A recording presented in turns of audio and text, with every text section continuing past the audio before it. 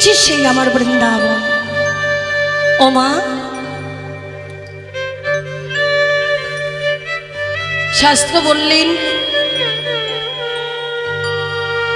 যাহা যাহা হরি নাম সংকীর্তন তাহা তাহা মধুর মধুর দোপে বৃন্দাবন।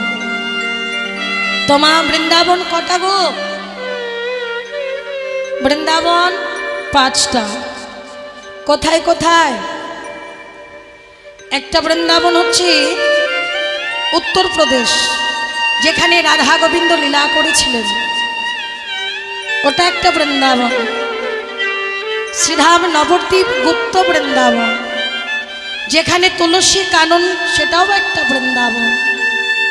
যেখানে হরি নাম সংকীর্তন, সেটাও একটা বৃন্দাবন। আর যেখানে হয় গৌর গোবিন্দের গুণনাগুণ সংকীর্তন, সেটাও একটা বৃন্দাবন। রাধে রাধে। কটা হলো মা? কেউ গুনেছেন?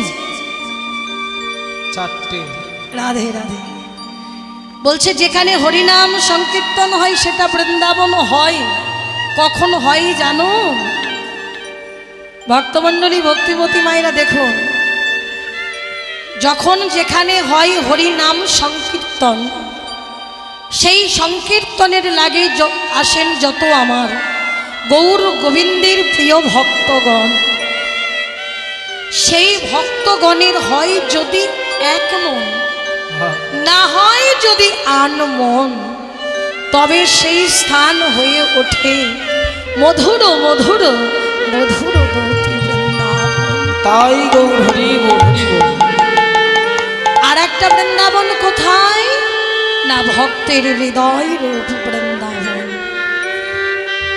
এই হলো 5টা বৃন্দাবন। তাই গৌর হরি সুরধনী মা গঙ্গার তীরে ফুলবন দর্শন করে ভাবলেন এটাই আমার সেই বৃন্দাবন।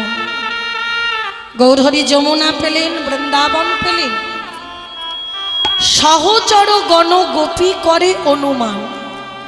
এইবার সহচর বর্গকে দর্শন করি ভাবছেন এরাই আমার সেই বৃন্দাবনের ব্রজ গোপী। তাহলে মা, গোপী মানে বুঝি আমরা কি, যে গোপী মানে হচ্ছে নারী, অর্থাৎ মায়েদেরকে বোঝায়।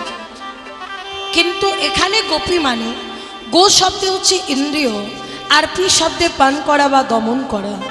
যারা ইন্দ্রিয় জয়ী, যারা কাম জয়ী, যারা মদন জয়ী,